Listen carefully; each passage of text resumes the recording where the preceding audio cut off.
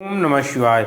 हर हर महादेव। नमस्कार दोस्तों, मैं नित्यानंद पांडे आपके अपने चैनल नित्य साधना में आपका स्वागत करते हैं। तो दोस्तों, आज हम चर्चा करेंगे शरद पूर्णिमा यानी कोजागरी 2023 के बारे में।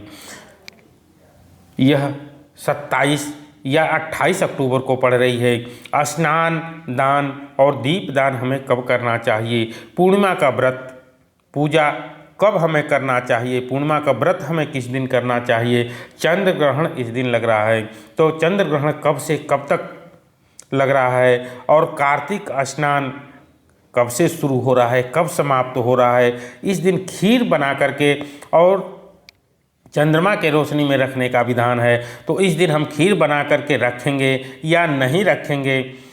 इन सब प्रश्नों के उत्तर आपको इस वीडियो में प्राप्त हो जाएंगे। तो दोस्तों, शुरू करते हैं अपना वीडियो। तो दोस्तों, अश्वनी मास की पूर्णिमा को शरद पूर्णिमा कहा जाता है।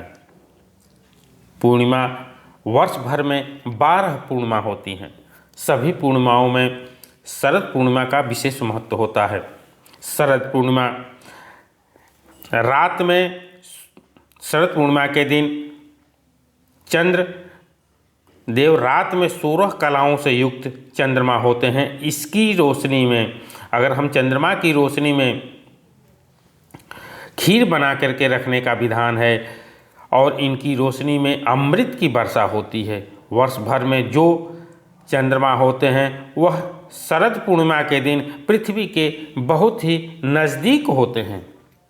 पुराणों के अनुसार माता लक्ष्मी इस दिन धरती पर विचरण करती हैं, तो इस पूर्णिमा को कोजागरी पूर्णिमा के नाम से भी हम जानते हैं। इस दिन माता लक्ष्मी और कुबेर सभी के घरों में विचरण करते हैं और इस दिन माता लक्ष्मी और कुबेर के साथ धरती पर जो विचरण करते हैं, और आप देखती हैं माता लक्ष्मी कि कौन सा भक्त जाग करके उनकी आराधना करता है, और जो व्यक्ति उनकी पूजा करता है, आराधना करता है, उसके घर में माता लक्ष्मी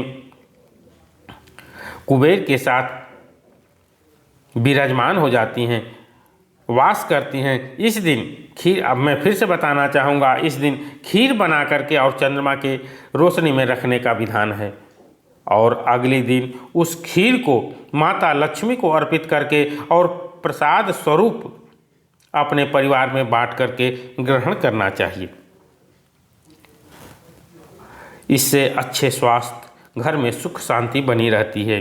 तो पूर्णिमा तिथि कब समाप्त हो रही है और कब प्रारंभ हो रही है? तो दोस्तों, पूर्णिमा तिथि 28 अक्टूबर 2023 सुबह 4:17 से शुरू हो रही है, और पूर्णिमा तिथि की समाप्ति 29 अक्टूबर को सुबह 3:46 पर हो रही है। 28 अक्टूबर को पूर्णिमा तिथि रहेगी।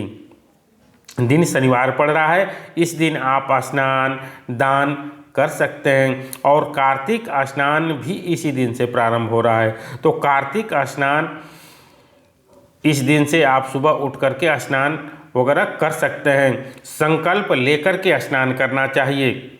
जो कार्तिक स्नान आप करेंगे तो संकल्प लेकर के स्नान करेंगे तो उसका विशेष लाभ आपको मिलता है।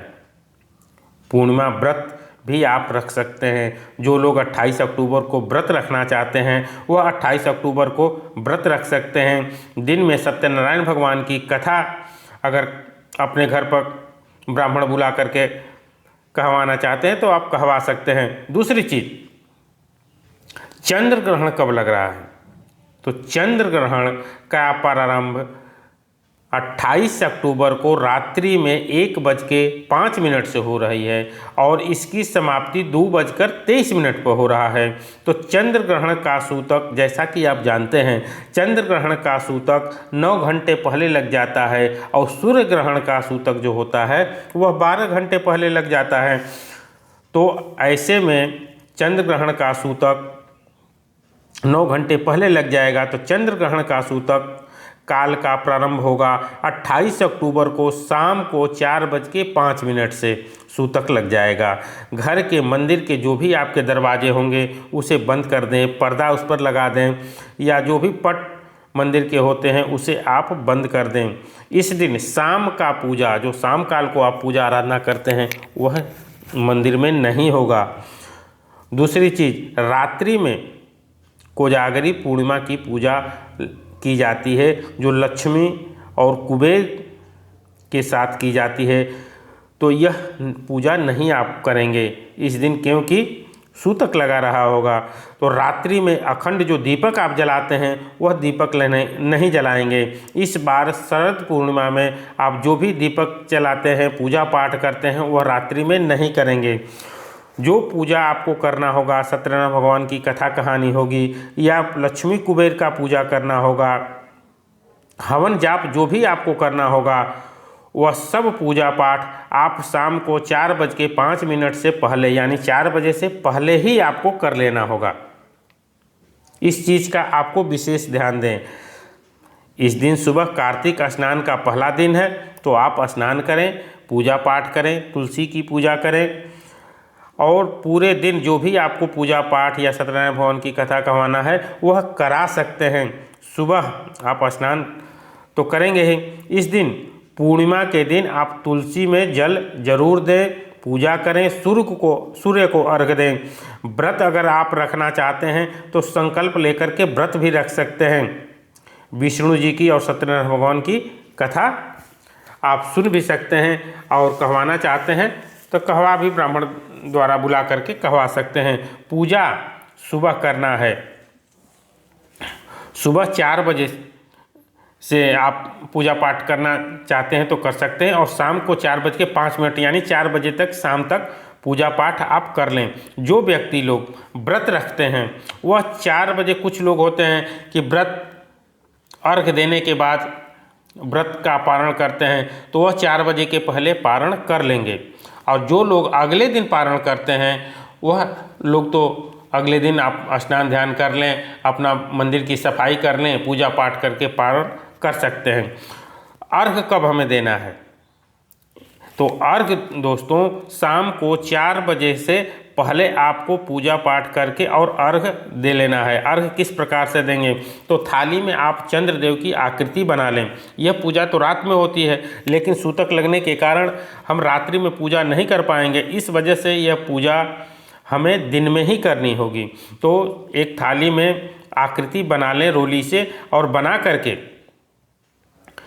आपको, या अगर आकृति नहीं बना सकते हैं तो चंद्रदेव की जो भी मंत्र जानते हैं, जैसे ओम चंद्रमसे नमः, आप लिख करके और उनके सामने जो भी आपको अर्घ देना है, दूध से अर्घ दिया जाता है तो दूध से आप अर्घ दे सकते हैं। उसमें अक्षत डाल लें, जल डाल लें, शक्कर थोड़ा सा डाल लें और एक पुष्प डाल लें। जो भी पूजा पाठ करना है वो 4 बजे से पहले कर लें। और जो बचा हुआ दूध आप बच जाता है उसे गमले वगैरह में आप डाल सकते हैं। इस प्रकार से चंद्रमा की पूजा शाम को 4:05 से पहले आपको कर लेना चाहिए। और मैं बताया हूँ कि व्रत का जो भी आपको पारण करना हो, जो लोग व्रत पारण अर्घ देने के बाद करते हैं वो 4 बजे से पहले आप पारण कर लें, क्षमा याचना करके पारण कर सकते हैं। और जो लोग अगले दिन कर सकते हैं वो अगले दिन अपना स्नान ध्यान करके, पूजा पाठ करके, घर की मंदिर की सफाई करके आप पारण कर सकते हैं।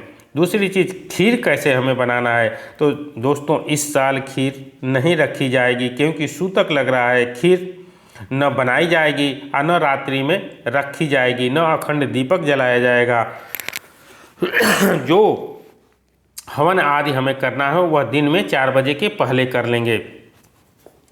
रात में हमें क्या करना है? रात में न आपको पहले न भोजन बनाना है न खाना है, और रात में मंत्र का जप हम कर सकते हैं।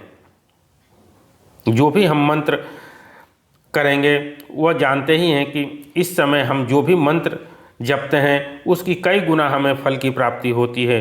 तो चंद्र ग्रहण के दौरान हमें मंत्र का जप कर सकते हैं, और अगले दिन इसका प्रभाव आपको दिखने लगता है, क्योंकि बहुत ज़्यादा प्रभाव मिलता है आपको। जो भी हम मंत्र जपते हैं इस समय में उसका फल हमें कई गुना होकर के मिलता है। और अगले दिन सुबह हम स्नान करें, दान करें, जो भी घर में गंगा जल छिड़कें, पूजा पाठ करें, ये सब चीज़ें हम कर सकते हैं। तो दोस्तों मैं फिर से बताना चाहूँगा, 4:05 से सूतक काल प्रारंभ हो रहा है, और इसकी समाप्ति ग्रहण जब समाप्त होगा रात में, तब तक यश ग्रहण समाप्त के साथ ही सूतक काल समाप्त हो जाएगा। तो दोस्तों, यह थी कुछ विशेष जानकारी। मिलते हैं कुछ ऐसी ही ज्ञानवर्धक वीडियो के साथ। धन्यवाद।